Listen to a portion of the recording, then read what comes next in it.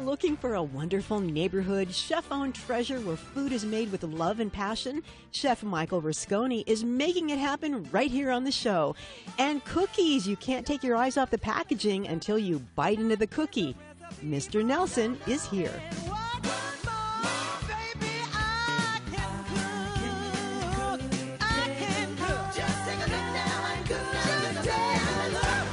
Mr. Nelson, gotta have more cookies, Hi, Hey, Jan. Fran Nelson, it's great to have you in studio. I couldn't be happier. About 12 O's and good. There you go. You and Mama are just having a stellar day today. You guys are happy. And Mama, you already dove into the cookies, and so you've got thumbs up and you've got chocolate all over your lips there, right? So Fran Nelson, BB of Mr. Nelson's Cookies. All right. I got to hear how you went from a corporate guy from Procter & Gamble to making some of the most delicious chocolate chip cookies I've ever had. Well, first, thank you. I appreciate that. It's a story of personal reinvention and a passion for making what I think is a perfect chocolate chip cookie. And to your point, I was with Procter & Gamble over 30 years. Doing what? I had 3 different careers, kind of same church, different pew. I started off in sales, then marketing, and then finished in logistics with the company. I love logistics. Oh, yeah. So I helped Procter & Gamble move soap around the world. But that having been said, my wife and I both had a passion for cooking, and so with that also the Southwest. So we moved from Cincinnati and came right to the Scottsdale Culinary Institute, and we're both Scottsdale Culinary Institute graduates. That's Blue awesome. degrees. Good for you. Yeah, and we did it fabulously for family and friends, and then we built a house in the East Valley, and we found out that a lot of people appreciated the fact that we had culinary skills. So wait a second. So you went to culinary school primarily to please family and friends in the kitchen? Yeah, wow. In hindsight, I think I should have taken a couple cooking classes at Sur La Table, but given Chef Rebecca is also an SCI graduate, she can appreciate it. And of course, Chef Michael, it's heavy lifting. Yeah, well, it is, and it fills in all the blanks. I mean, you can certainly take cooking classes in the Valley all day long. But when you're classically trained, you understand the mother sauces, and you understand the property of ingredients. And until you understand the property of ingredients and how they're combined and how to blend them, you really, that's what makes you a good cook. And then just keep cooking. And of course, you're right, because when you think about it, cooking is about really physics and chemistry. And while there is the experience factor that comes in there that you can call magic, if you will. For me, it's about learning from my mistakes. there truly is. Like, for instance, my mother at age 16 was New Jersey state cooking champion. No way. And this is when 4-H was basically ruled the country, if you will. Absolutely. And this was in South New Jersey, outside of Philadelphia. And so I had a great mentor. But when after finishing culinary school, and she's 88 and a half years old now. What was the recipe that made her the New Jersey state cooking champion? You literally had to create a whole meal, and remember it was comfort food, because this would have been 1942, so this was the beginning of the war years. And I think it was actually pot roast was the main dish. Ration cooking was really and then she made a deadly Waldorf salad, which was kind of a signature dish at the time. You bet. And she made a killer devil's food cake. Just to die with boiled icing, and again, terms you don't hear that often. Although boiled icing is making a bit of a comeback. Is it? Yes, it is. Well, yes, more and more people are starting to do boiled icing, so that's kind of cool. But anyway, so I had a lot of inspiration from my mother and that type of thing. But to your point, the culinary experience was a great experience. We retired, moved to the East Valley, built a house. A lot of people came to dinner. Then about a year and a half ago, I said, I really think I need to do something commercially with my culinary skills. And I was a single parent for an awful long time.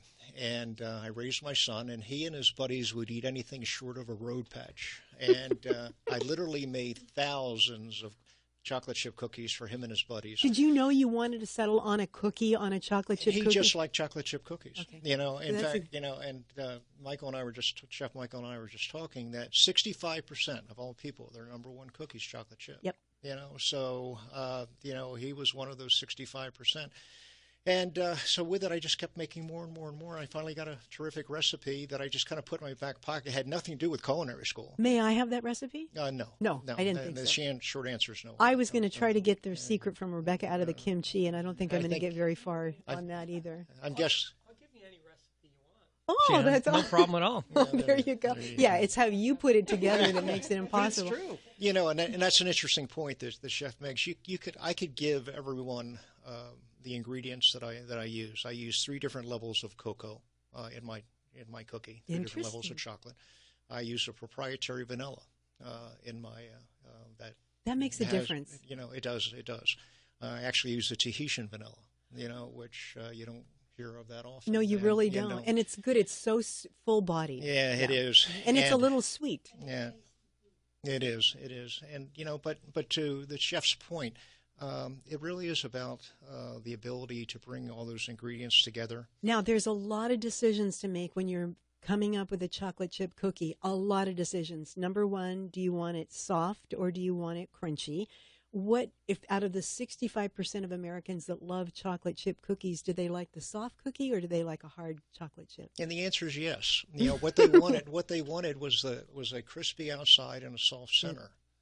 And so it's called, how do you create a process that allows you to make both people happy when they're eating that cookie? So that's what I try to achieve with my cookie. Your cookies are these beautiful mounds where you bite into them, and the chocolate chips are significant. Those are, I mean, when you bite into your chocolate into a Mr. Nelson's cookie, you're getting a full mouthful of chocolate chips. Those are huge. Well, thank you, Jan. But you know, and what I'm hoping also is you get a different cocoa experience each time that you bite into it. Totally, you really do. And that was the first thing I noticed is when I bit in, I thought, this is not like any chocolate chip that I've ever tasted. Well, it's actually almost like an adult chocolate chip cookie because tannins in red wine love chocolate. Just love chocolate. And so one of the nice pairings, in fact, one of the beauty shots on my website is a full-bodied red with my chocolate chip cookies. But let me ask you something, because there is an Italian cookie that's a wine cookie made with wine. A good cannoli is made with wine. The shell. Why hasn't anybody come up with a wine and chocolate chip cookie? Don't know. You know, you might be going back to the kitchen here this afternoon. I think I'll probably be running back, to the bakery, and I'll talk to my staff. Think about actually, that happens to be me. Hey, if they can put pot in the chocolate chip cookies up in Colorado, you can certainly put wine in the cookies here in Arizona. Well, you know, it's interesting, because some of my chocolate chip cookie devotees have already waded into the pool about, well, have you considered edibles? And I said, I think I'll pass on that for a while. At least for now, anyway. Right. Anyway. How would you describe, Fran, your Mr. Nelson's cookie? If you didn't have them here and we couldn't see them, how would you describe them? I would, in one sentence, I would say it has an extraordinary taste and texture, because the texture is probably the first thing. I taste every batch of my cookies. When you see my box and you see the signature on the outside of the label, that says I tasted your batch. So the minute that I taste the cookie, I know exactly what the texture should taste as I'm biting in, and then the taste, depending on the chocolate that comes out of that, and the moisture. Because again, when you're dealing with a cookie, one of the big enemies that you have in Arizona is dryness. Yep, air. And my bakery actually has a whole bakery humidifier, so it stays around 40-45%.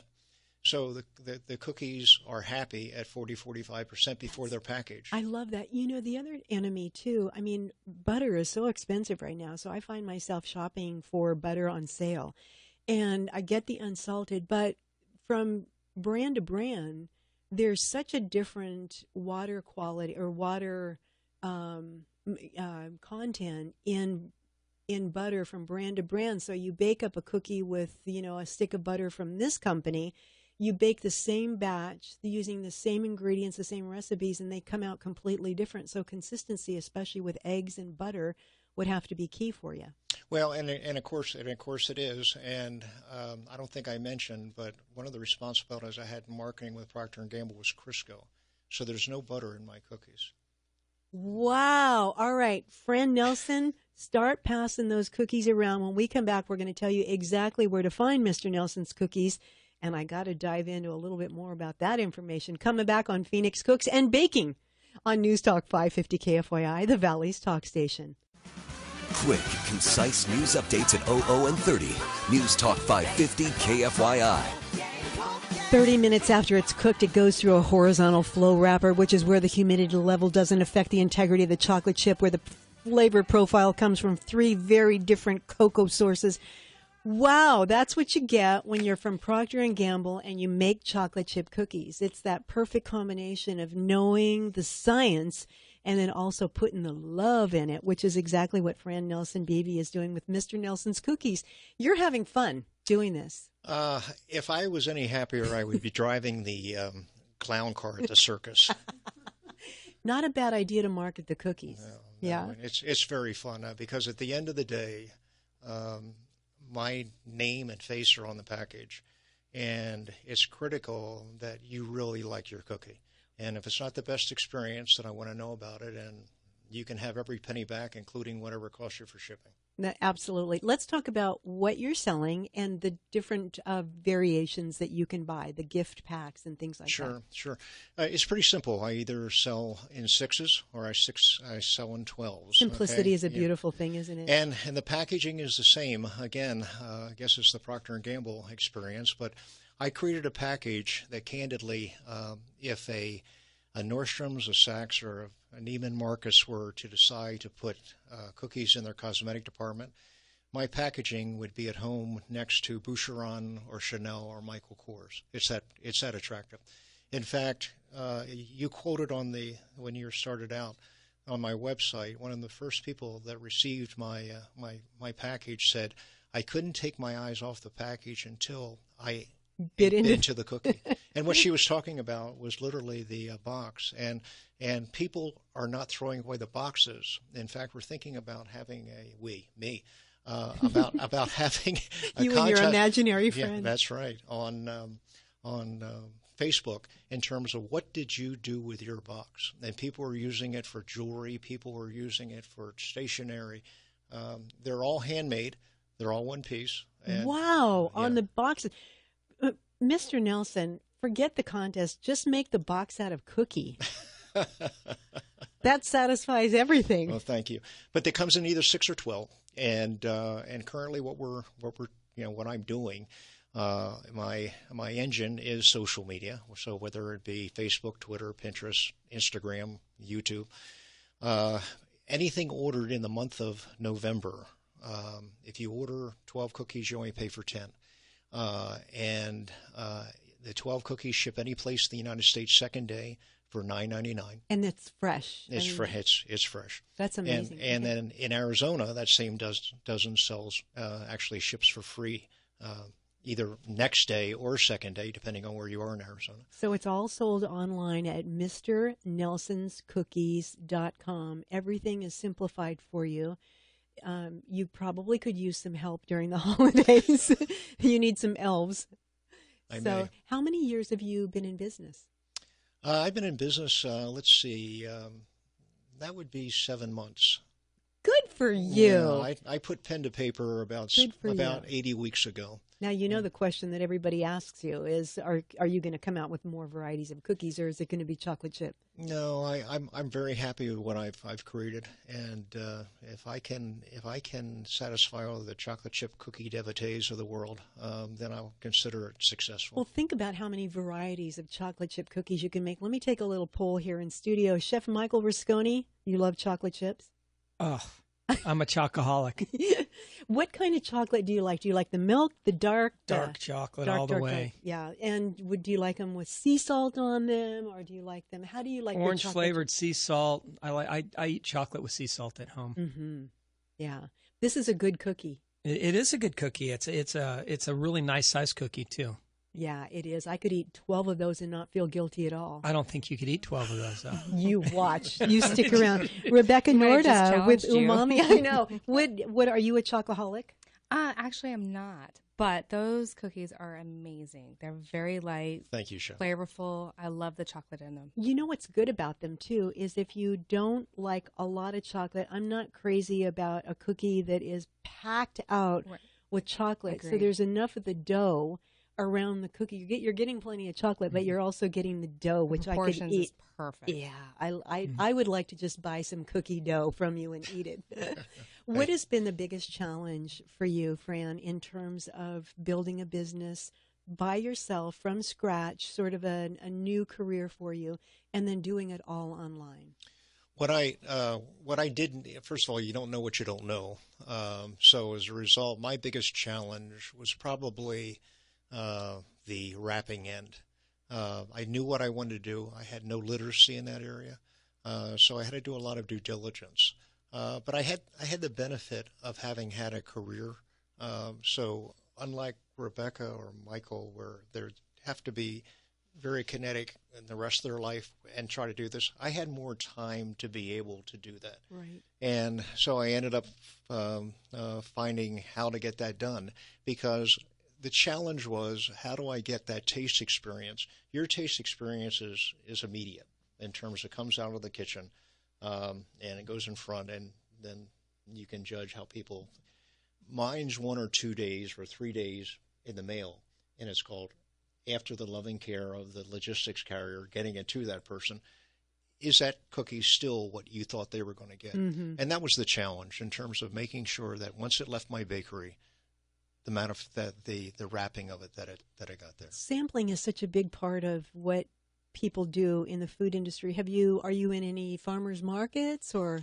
I am not. What I did do initially, I did a very, very large mailing of packages literally around the United States. Again, technically I'm in Gold Canyon, Arizona.